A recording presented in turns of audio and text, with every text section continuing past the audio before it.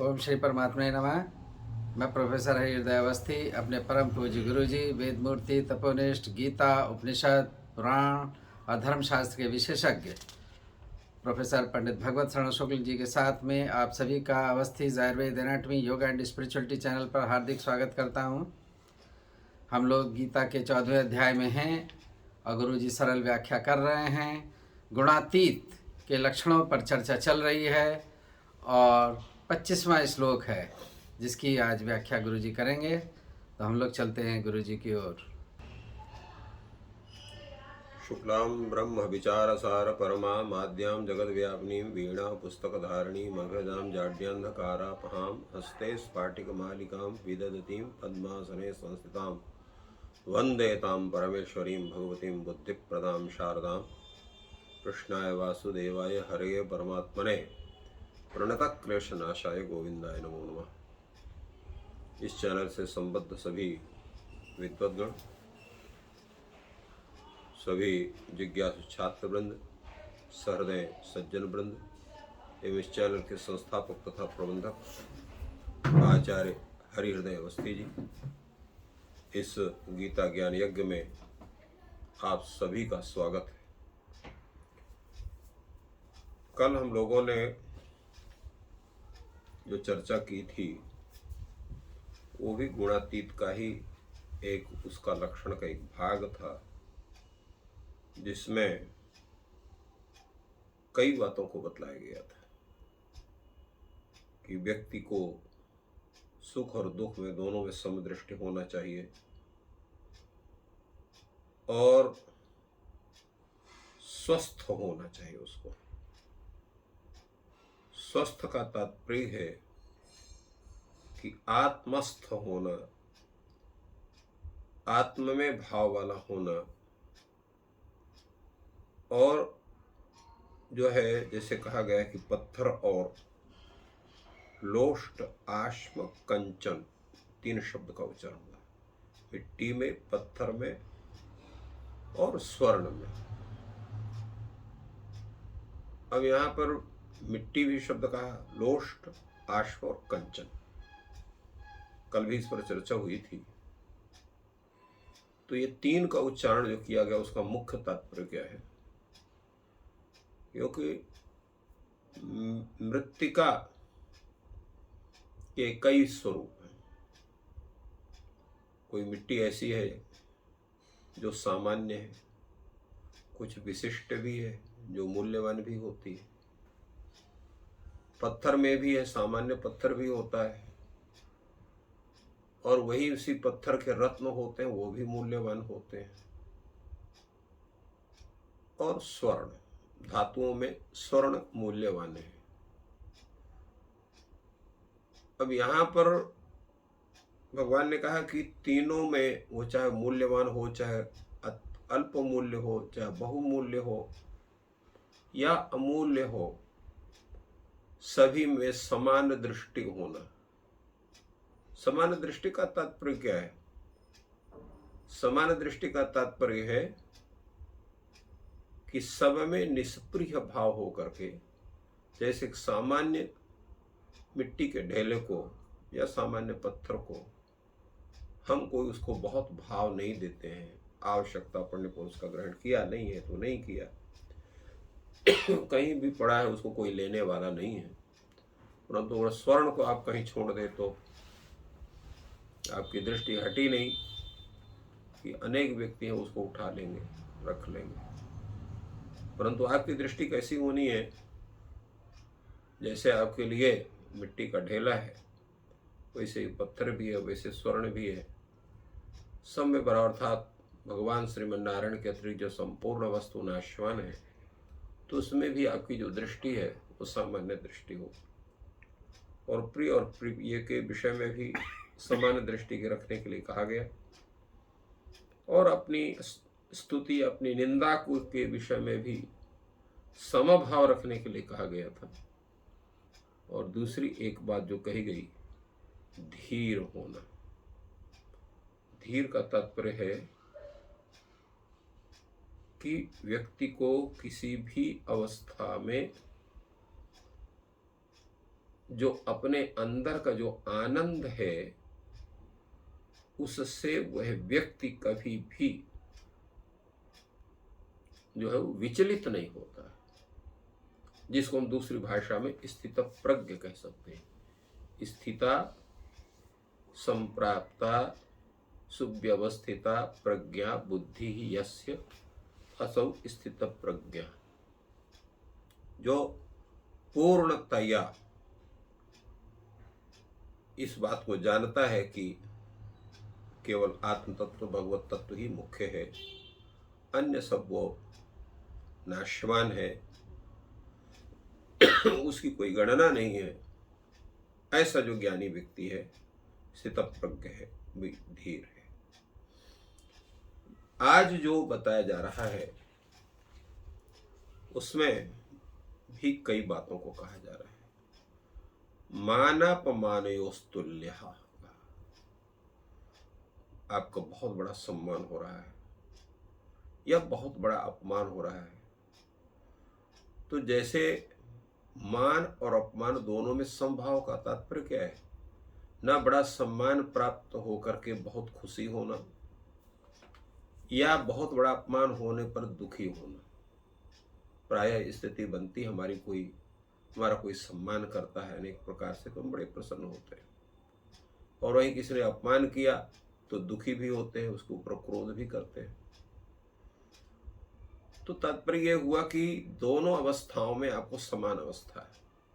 बहुत सम्मान प्राप्त करने पर भी आपको बहुत प्रफुल्लित नहीं होना है, और अपमान प्राप्त होने पर भी दुखी बिल्कुल नहीं होना है। समझ लीजिए कि ये भगवान की कृपा है कि वो आपका सम्मान भी करा रहे हैं, आपका अपमान भी करा रहे हैं, और साथ साथ में तुल्यो मित्रारि पक्षयो, दो पक्ष होते हैं, एक मित्र का पक्ष होता है, एक शत्रु का पक्ष होता है। तो किसी एक पक्ष में आपको रहना पड़ता है, तो प्रायः सब कोई मित्र पक्ष में रहेंगे। शत्रु पक्ष में क्यों रहेंगे? शत्रु पक्ष में जाएंगे तो आप न मित्र पक्ष के द्वारा जो प्राप्त होने वाली सुरक्षा है उससे वंचित होंगे, और शत्रु पक्ष में जाएंगे तो शत्रु आपको क्षति ही पहुंचाएगा। तात्पर्य क्या है कि जो आपके योगक्षेम का, आपके संरक्षण का, आपके सम्मान का, आपके स्थिति का जो संरक्षण करता हो, उसको सम्मान देता हो, स्नेह करता हो, मित्र हो गया। इन सभी बातों से विपरीत जो आपसे जलता हो, आपको क्षति पहुंचाना चाहता हो, चाहे वो धन की क्षति हो, चाहे सम्मान की क्षति हो, चाहे जो है वो शरीर की क्षति हो, वो पहुंचाने वाला व्यक्ति शत्रु पक्ष है। परंतु आपको सबके सामने क्या करना है? व्यवहार कैसे करना है? तुल्य व्यवहार। जितने प्रेम से, स्नेह से, सम्मान से आप मित्र से व्यवहार करते हैं, वैसा ही व्यवहार आपको शत्रु से भी करना चाहिए। ये तुल्य मित्रारि पक्षयों का तात्पर्य क्या हुआ? और ये जो सबसे बड़ी बात भगवान कह रहे हैं, सर्वारंभ परित्यागी। ये सर्वारंभ परित्यागी का मतलब क्या है? हम जिन जिन कार्यों का आरंभ करते हैं तो प्राय निश्चित है कि हम किसी उद्देश्य विशेष को लेकर के किसी कार्य का आरंभ करते हैं, और उस फल की प्राप्ति के प्रति हमारी आशा बढ़ती है, उसको हम प्राप्त करके उस फल को प्राप्त करना चाहते हैं। तो उसमें जब उसको हम करेंगे तो उसके अनुसार हम उसमें कुछ ना कुछ अपने विषय में सोचेंगे, उसके कर्तृत्व का एक हम अभिमान रहेगा कि इस कार्य को हम संपादित कर रहे हैं। तो इसलिए भगवान ने कहा सर्वारंभ परित्यागी। आरंभ शब्द यहाँ क्रिया मात्र का वाचक है। जितनी क्रियाएं हम करते हैं वो सभी क्रियाएं पृथक पृथक होती हैं गुणों के अनुसार। सत्वगुण से संबंधी क्रियाएं, रजोगुण से संबंधी क्रियाएं, तमोगुण से संबंधी क्रियाएं होती हैं। तो वहाँ पर शरीर है, इंद्रिय है, मन है, बुद्धि है, तो जो कुछ भी क्रियाएं होती हैं तो उसमें 3 प्रकार की क्रियाएं बनेगी। अगर सत्व गुण का अधिक है तो शास्त्रानुकूल क्रियाएं बनेगी, और अगर आपका रजोगुण है तो आपके आपके परिवार के, आपके अन्य लोगों के हित को ध्यान में रख करके वो क्रियाएं बनेगी, उनका सबका हित हो। और तमोगुण का है तो अपना हित हो, दूसरे का अगर अहित भी हो रहा है तो कोई दिक्कत नहीं है। तो पर अहित करते हुए हित साधन करने की जो स्थिति बनती है वो तमोगुण के कारण होती है। भगवान कहते हैं सर्वारंभ परित्यागी। जो गुणातीत व्यक्ति है, तीनों गुणों से के आधार पर बनने वाला जो तत्त क्रियारंभ है, उस क्रियारंभ का जो कर्तृत्व है, उस कर्तृत्व का जो अभिमान है, उसका परित्याग करना चाहिए। तो ये जो बताया गया भगवान ने दोनों श्लोक को लेकर के, जिसकी कल एक व्याख्या की गई थी, इसमें लक्षण हुए सम दुख सुख स्वस्थ समलोष्टास्म कांचन तुल्य प्रिय धीर तुल्य निंदात्म संस्तुति मानापमानयोस्तुल्य तुल्य मित्रारिपक्षयो सर्वारंभ परित्यागी। ये 8 योग्यताएं बतलाई गई किसकी? गुणातीत व्यक्ति के। फिर से समझिए, पहली योग्यता होनी चाहिए उसको सुख और दुख दोनों में समत्व बुद्धि। दूसरी योग्यता चाहिए स्वस्थ होना। स्वस्थ माने आत्मस्थ होना। स्वस्थ का तात्पर्य ऐसा दूसरे शब्दों में कह सकते हैं कि मन, बुद्धि, अहंकार और चित्त, ये जो अंतःकरण है, वो आपके पूर्ण सात्विक अवस्था में स्थित होकर के आत्मस्थ होना ही स्वस्थ का स्वरूप हो गया। और समलोष्टास्म कंचन, जिसकी व्याख्या पूर्व में कही गई, तीसरी योग्यता। चौथी योग्यता है तुल्य प्रिया प्रिय, और 5वीं योग्यता है धीर होना, जिसकी धीर की व्याख्या भी की गई थी। और 6वां है आपका तुल्य निंदात्मक संस्तुति होना।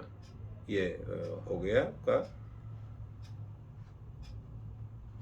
और 7वां है आपका मानापमानयोस्तुल्य, और 8वां है तुल्य मित्रारि पक्षयो हो। और ये 9वां, बल्कि 9 गुण हो गए सर्वारंभ परित्यागी। हमने 8 ही कहा था, 9 गुण हो गए सर्वारंभ परित्यागी। इस तरह से इन जो 9 लक्षण है, इन 9 लक्षणों को धारण करने वाला व्यक्ति कौन कहलाया जाएगा? गुणातीत स उच्यते। वो गुणातीत होता है। कारण यह है, गुणातीत का तात्पर्य क्या हुआ? गुणातीत होना, ये जो स्वरूप है बतलाया गया, इसका मतलब क्या कहलाएगा? केवल हमने कह दिया कि गुणातीत होना। गुण के पहले लक्षणों को पूर्व में भगवान ने बतलाया 22वें श्लोक में, 23वें श्लोक में, 24वें श्लोक में और 25वें श्लोक में। उन सभी गुणों से स्वरूप, गुणों के लक्षण, गुणों से होने वाले जो तत्कार्य विशेष, उसको भगवान ने बतलाया। और गुणातीत होने के पुरुष की पहचान को उसका आचार और व्यवहार के विषय में यहाँ बताया कि जब ये स्थिति होगी तो अंतःकरण में जो आपका राग है, किसी के प्रति द्वेष है, विषमता है, हर्ष है, शोक है, अविद्या है, अभिमान है, इन सब का पूर्णतया अभाव हो जाता है। और जब इनका सबका पूर्णतया अभाव हो जाएगा, इनकी ये जो मनोविकार है वो आपके मस्तिष्क को प्रभावित करने में अक्षम हो जाएंगे। तो ऐसी अवस्था में जो आपकी अवस्था बनेगी, उसी को हम कहेंगे गुणातीतावस्था। तो ये गुणातीतावस्था जिसको प्राप्त हो जाती है, वही व्यक्ति उस परमात्म तत्व के उपासना को कर सकता है, उसकी योग्यता बनती है।